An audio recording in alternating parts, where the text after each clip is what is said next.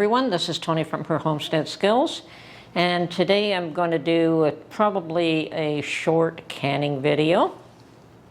Ever since I learned that I could make my own hummus, I have found a large quantity of sesame seeds, and I purchased that, and I've been making hummus a fair bit. You eat that as a snack with some pita bread, and I realized that I'm on my last jar of garbanzo or chickpeas, which, you know, they're the same thing, just different name for it. And I have always canned those in pint jars because that is traditionally how I use it, is probably a pint jar full. But I find that with making hummus, I use 2 pints. So today I'm going to can some garbanzo / chickpeas in quart jars, and well, here we go. Okay, well, I have my pressure canner on the stove, and I've got three quarts of water in my pressure canner. Beans do have to be pressure canned. I also have a pot of water on the stove to add to the beans, and it's just coming to a boil now, so we're just about ready here. I have 7 mason jars, quart size, liter, quarter liter, depending on where you're from, that I will be using to pressure can today. 7 is all that will fit into my canner, so 7 is what we will do. I have my beans here that I would like to wash before I put them in, and I'm going to measure what I need for these before I wash them, because once you wash them they will swell just a little bit as well. Okay, now these beans have been vacuum sealed in this jar. There, okay, got that open. Normally when dry canning beans in jars, most people would use 1 cup of beans per quart or ½ a cup of beans per pint. I like to do a little bit less than that because I do want some water. So I'm going to do 3/4 cup per jar. I don't like the beans totally jammed and sticky and a little difficult to get out. I'd like them to pour out easily. Okay, but it will be a full 3/4 cup. Okay, so I'm going to do 7 of these and wash them.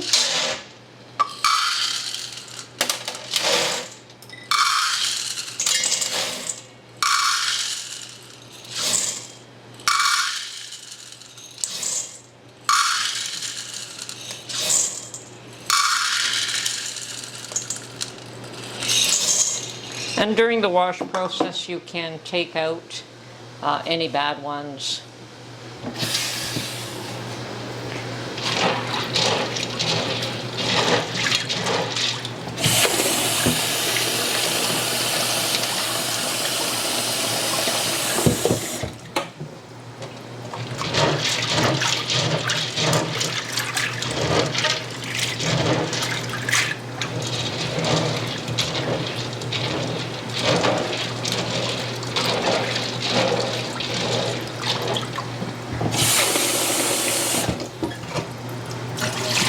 Similar to how I wash rice. I just rinse it a few times.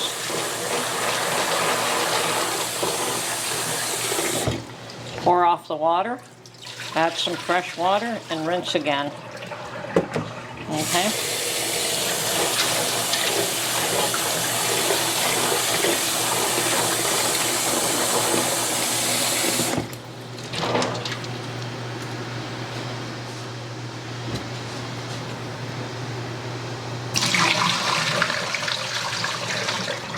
Okay, 1 final rinse should do it.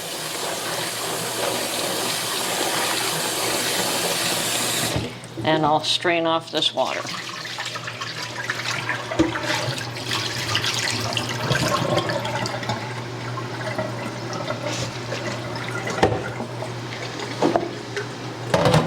Now I'm going to put my jars in my sink and do it all there because I might get a little bit sloppy with the adding the water.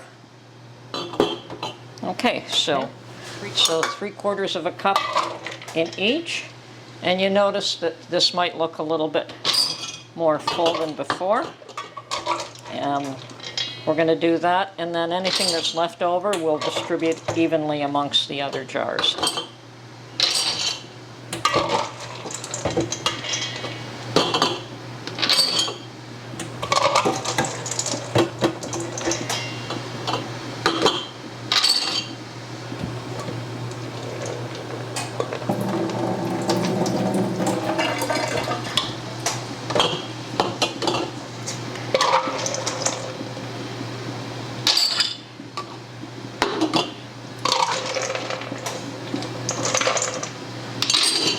Okay, now that's 3/4 each, and you notice that I have some left over. So always when you wash them, they're going to swell just a little bit, even with that little bit of washing. So now we're going to distribute this amongst each one.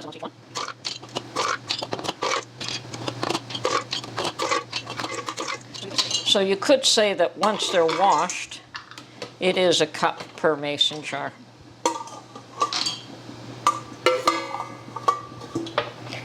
Okay.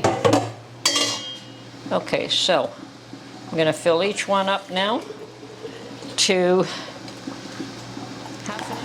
or an inch headspace with boiling water. Okay, and part of the reason that I did quarts this time as opposed to pints is that I find that I use 2 pints, so why waste the lids? I would have to use double the lids using my other method. Now, of course, these are only useful if you want to use that many beans at one time, but that seems to be what I've been doing lately, so it works out. I hope I have enough water here. I think I'm close. Now my canner is already boiling. I could hear it boiling away there. And I'm adding boiling water in with these beans, so there should be no difficulties transferring one item into the other.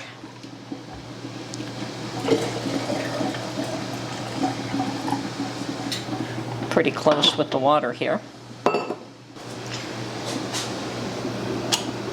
Okay, I'm topping up my water for the ones that are low, and I'm going to adjust the water level on each one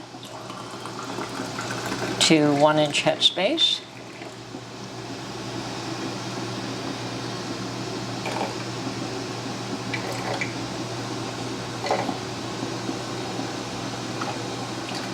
Looks good.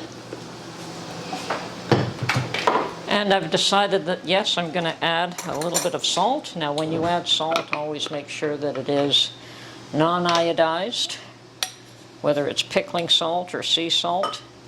And just a little touch of, I add about half a teaspoon to each one, if even that much.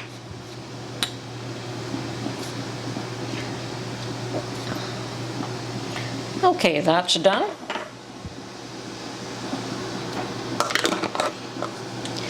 And I've got my lids ready, my rings ready, my vinegar here, and I'm just going to get a paper towel. And we will clean the edges of these jars. Now I've left them in the sink because they are really hot, but I will be using a jar lifter to take each one of these out once they've been sealed.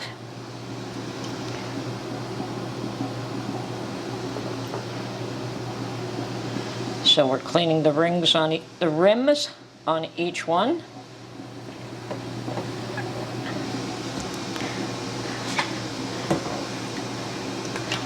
I'll wash the lids, and they've been sitting in warm water. And so we're adding the lid. Now my pressure canner is already boiling, and has been boiling for a little while, so I may add just a bit more water in that, but not much.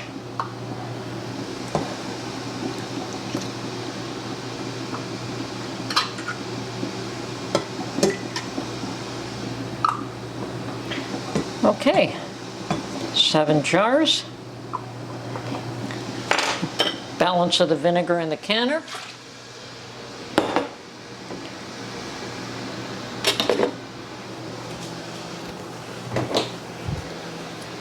A few more drops of water in the canner.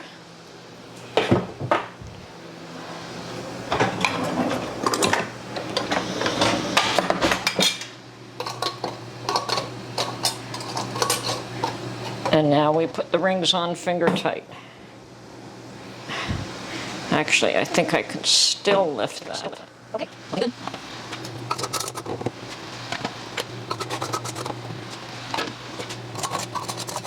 Obviously, if you've got more sensitive fingers, use your jar lifter to put these in. I find that I can still, not enough heat has transferred to the rings that I can still pick it up by the rings, but don't do that if you are very sensitive to the heat.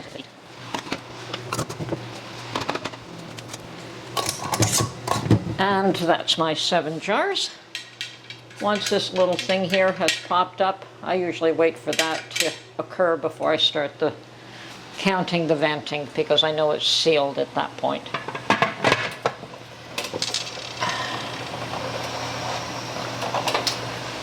And really the other way, of course, is to notice that there's a lot of steam coming out of your vent. So do not count the 10 minutes until you see steam coming from your vent.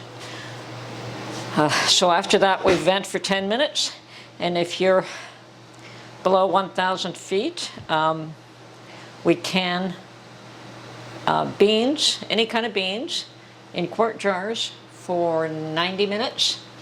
Pints for 75 minutes. And when it has come up to 10 pounds, then we'll count 90 minutes from that point. Okay, hope this has been helpful, and we'll see you a little later on.